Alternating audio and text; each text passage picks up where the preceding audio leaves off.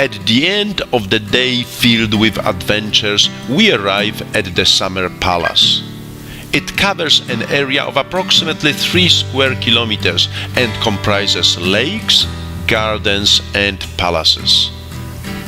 Although the beginnings of the Summer Palace date back to the 12th century, this area was brought to its glory only in the 18th century during the reign of Qing dynasty, when it was used as imperial gardens of Beijing. The emperor used to send his people to the most distant parts of China in a search for the most splendid achievements of the Chinese culture and architecture. The most prominent finds were then imitated right here for the emperor's enjoyment. Longevity Hill is located centrally in the gardens. Around here, the imperial palace was built by the Emperor Qianlong in 1750.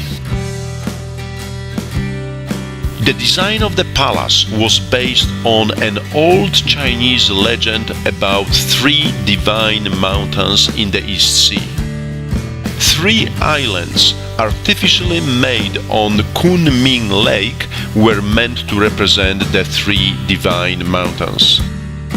Kunming Lake was initially much smaller and was known under the name of Western Lake. However, in the early days of Qing dynasty, 2 additional lakes were created, and all 3 together served as reservoirs supplying water to the palace and for irrigation of the imperial gardens.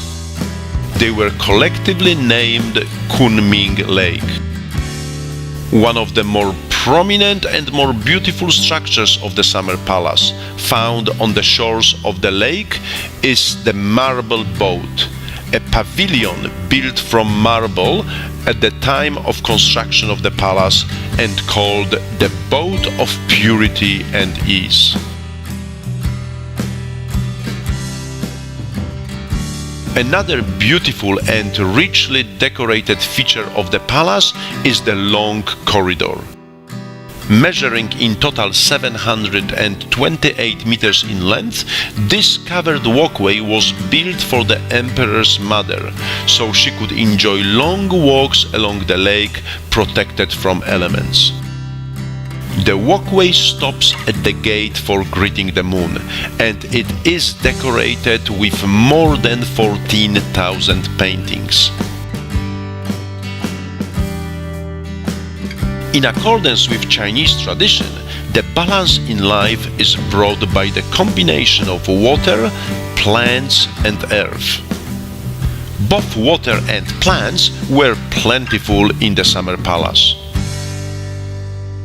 To restore the balance, the emperor ordered his subjects to bring marble rocks, which represent earth.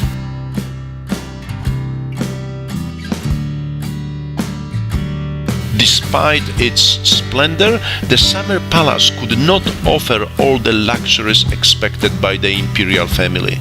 So it has never become a permanent residence for the emperor, who only visited it for short stays. The glory and splendor of the Summer Palace and the imperial gardens were brought abruptly to the end during the Opium War. In 1860, combined forces of the British and French armies destroyed the palace. To this day, whilst walking through the gardens, you can come across ruins of old buildings and structures.